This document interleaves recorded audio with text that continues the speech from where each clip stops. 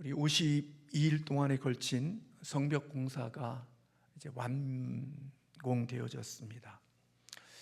저희 교회도 이렇게 예배당을 건축할 수 있는 하나님의 은혜를 주신 그런 때가 있었고, 또 우리가 헌당 예배를 드리는 기쁨을 우리가 누렸던 것이 참 많은 시간이 지났지만 그런 기쁨을 누린 때가 있었습니다.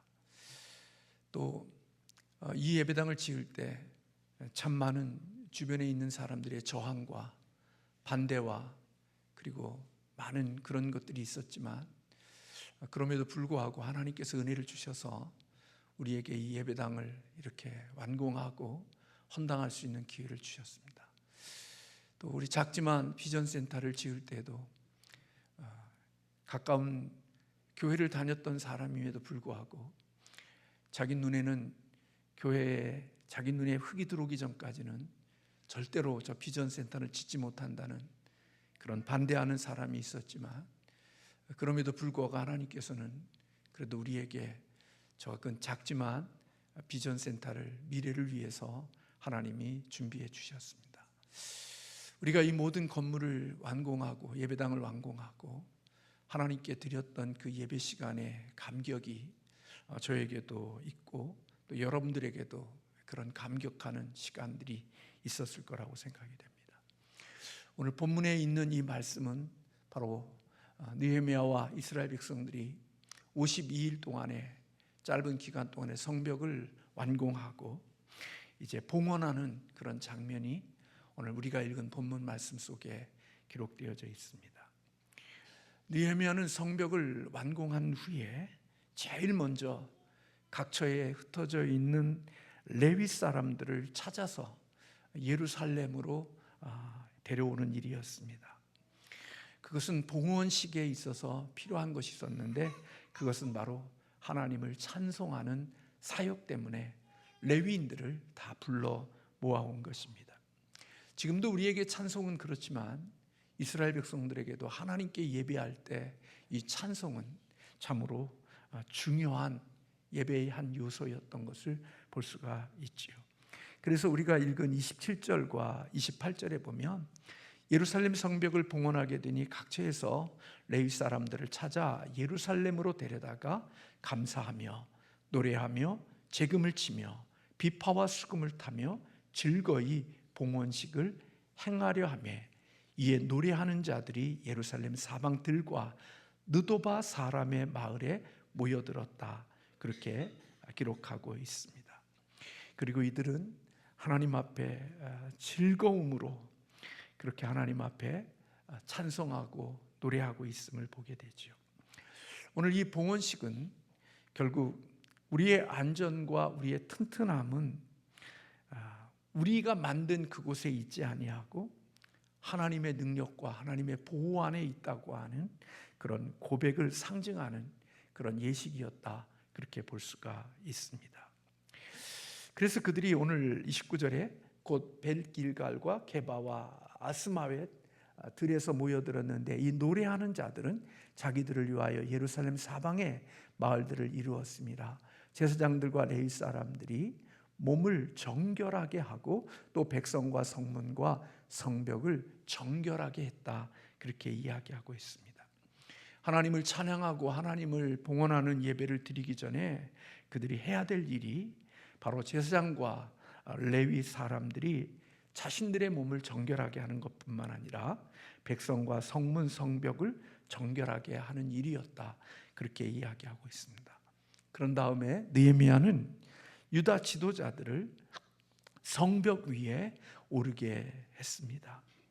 31절에 보면 이에 내가 유다의 방백들을 성벽 위에 오르게 하고 또 감사 찬송하는 자들의 큰 무리를 둘러 나누어 성벽 위로 대오를 지어 가게 하였는데, 한 무리는 오른쪽으로 향하게 하고 쭉 보면 한쪽은 왼쪽으로 향하여서 그 성벽을 돌도록 하게 했던 것을 볼 수가 있습니다.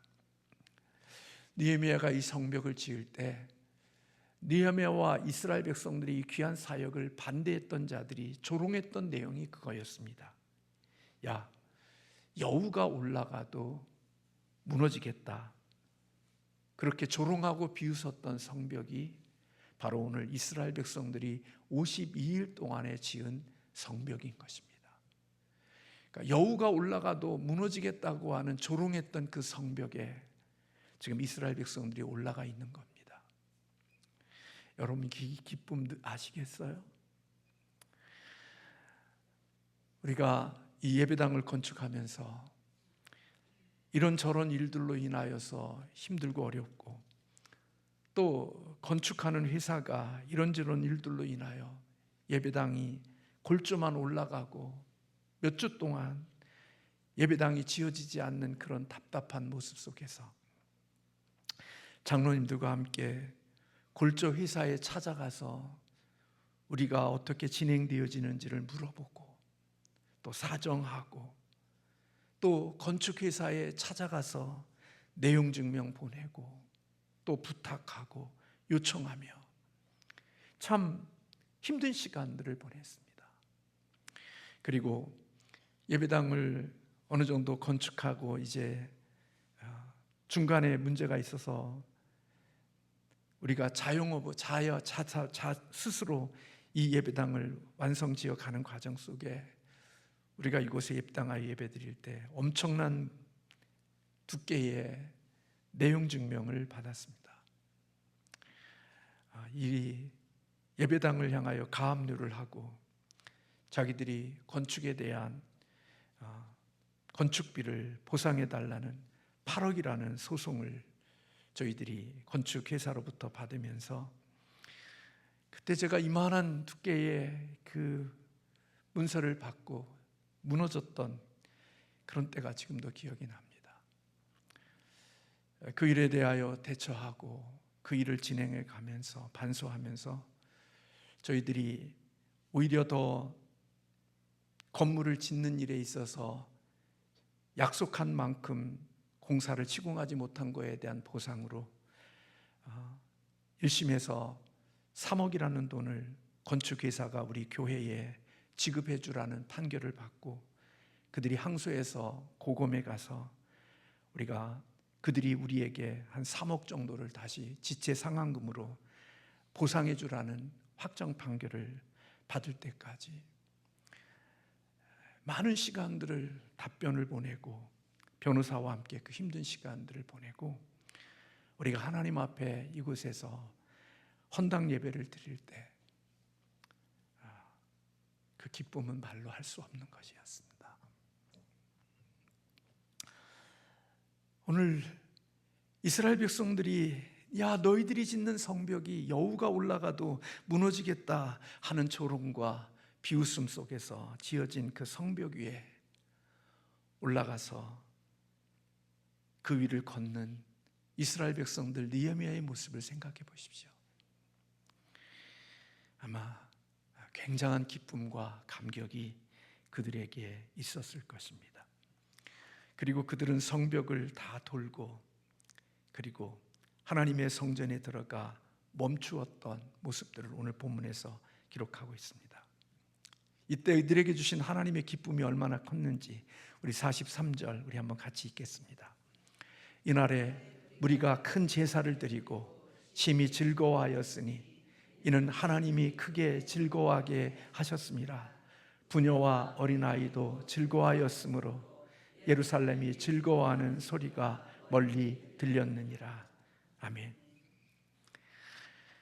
여기에 기록되어져 있는 말씀 가운데 큰 제사를 드리고 심히 즐거워하였고, 하나님이 크게 즐거워하였고, 부녀와 어린아이도 즐거워하였고, 예루살렘이 즐거워하는 소리가 멀리 들렸다, 그렇게 기록되어지고 있습니다.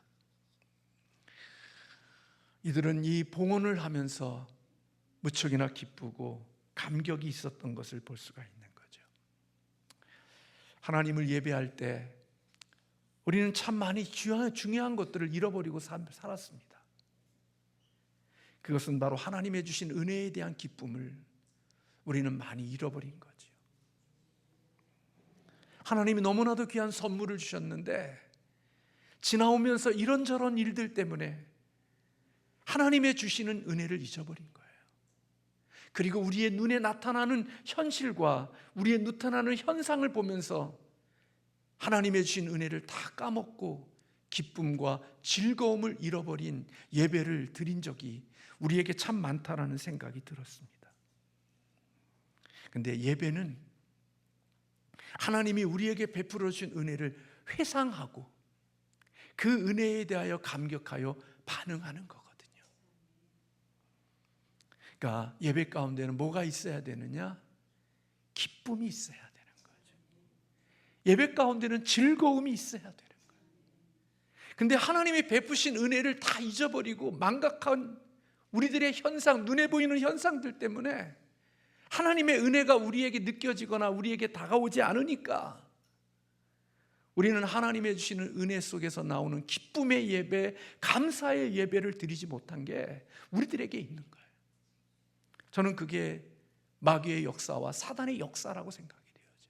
진짜 중요한 것을 볼 수 없도록 만드는 것, 진짜 중요한 것들을 닫아버리는 것, 그것 때문에 진정으로 성도로서 하나님께 드려야 될 것들을 드리지 못하게 하는 것.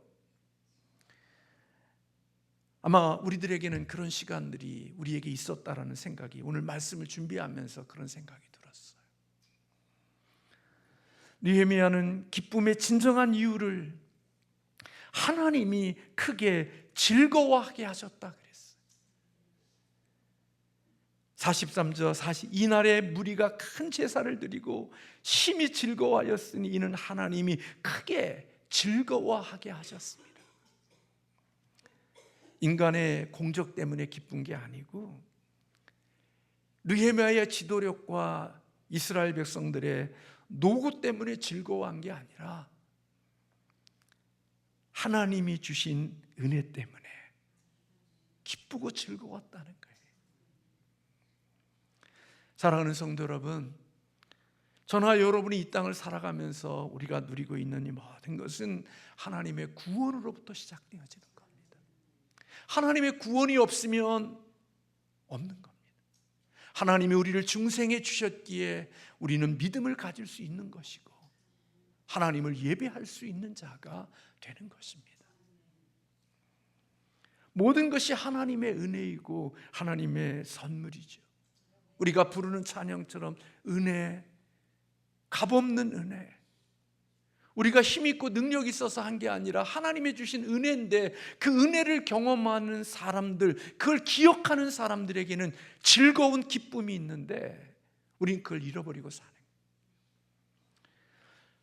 원로 사모님도 그랬고 원로 목사님도 그랬고 우리 삼양동에 있는 많은 교회들 가운데 속에 다 교회가 떠나고 개척된 교회들 가운데 속에 그런 이런저런 모습들 속에 교회가 떠났는데 가장 힘없고 약한 우리 삼양신성교회가 이렇게 예배당을 짓고 오늘 여기까지 올 수 있게 하시는 것인 하나님의 은혜고 우리에게도 작지만 비전센터까지 지을 수 있게 해주신 이것은 하나님의 은혜라는 이야기를 얼마 전에도 저에게 해주시는 것을 들었어요.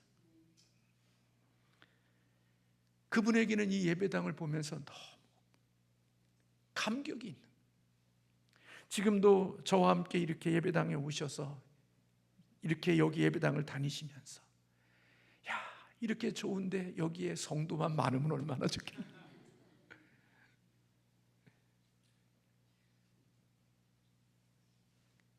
우시면서 다녀 예배당을. 하나님의 주신 은혜들이 이런 것들은 저도 함께 예배당을 지었지만 그 마음이 같은 것으로 오지 않는 거예요.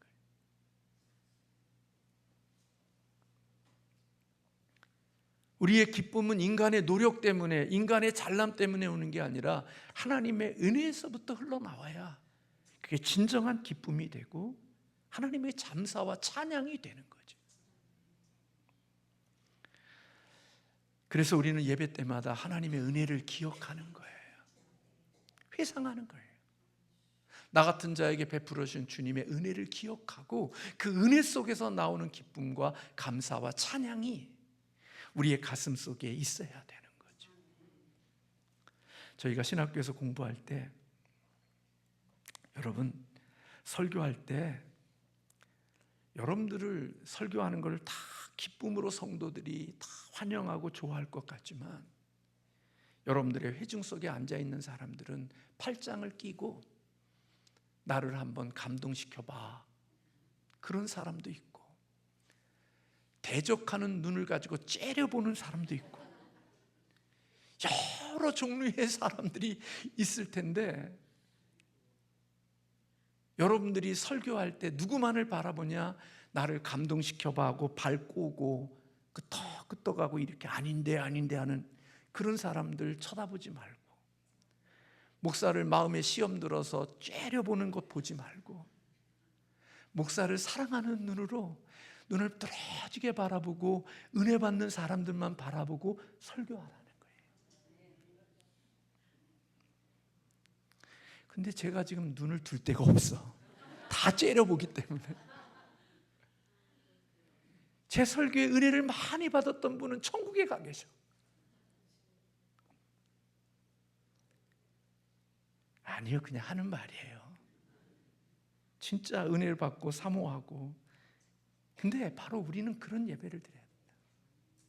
제가 오늘 말씀을 준비하면서 그래야 되는데, 여러 가지 많은 소리를 들어도 그 소리하게 반응하는 게 아니라 내게 베풀어 주신 하나님의 은혜에 대한 그 마음을 가지고 하나님 앞에 즐거움의 기쁨의 예배를 하나님께 올려야 되는데, 우리가 그런 부분에서 많이 약했구나, 내가 약했구나 하는 생각을 오늘 말씀 느헤미야의 이 즐거워하고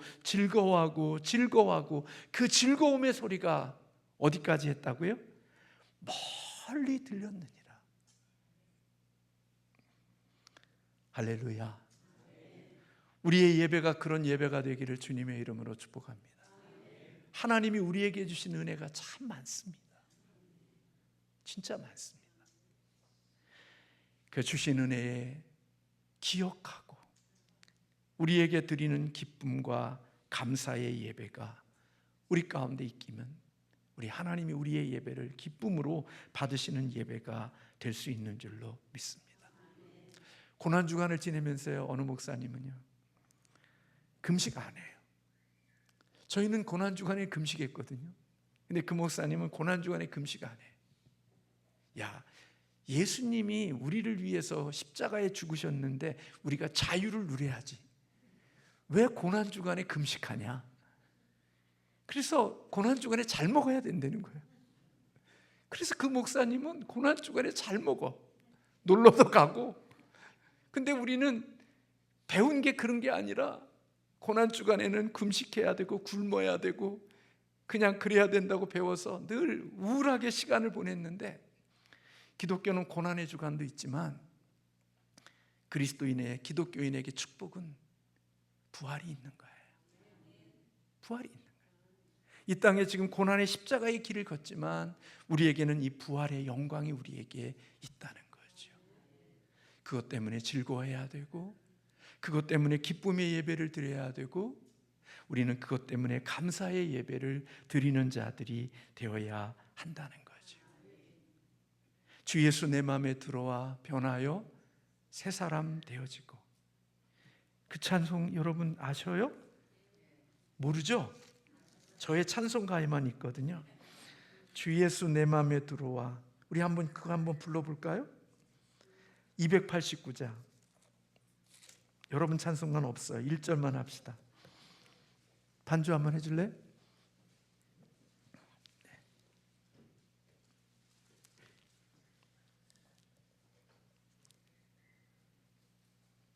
1절, 4절, 5절 합시다. 찬양할 거니까. 이번 주에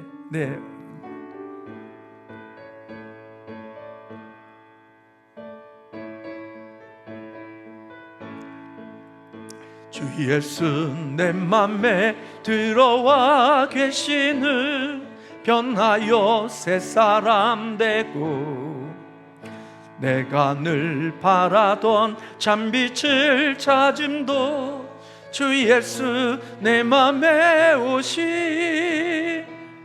주 예수 내 맘에 오시.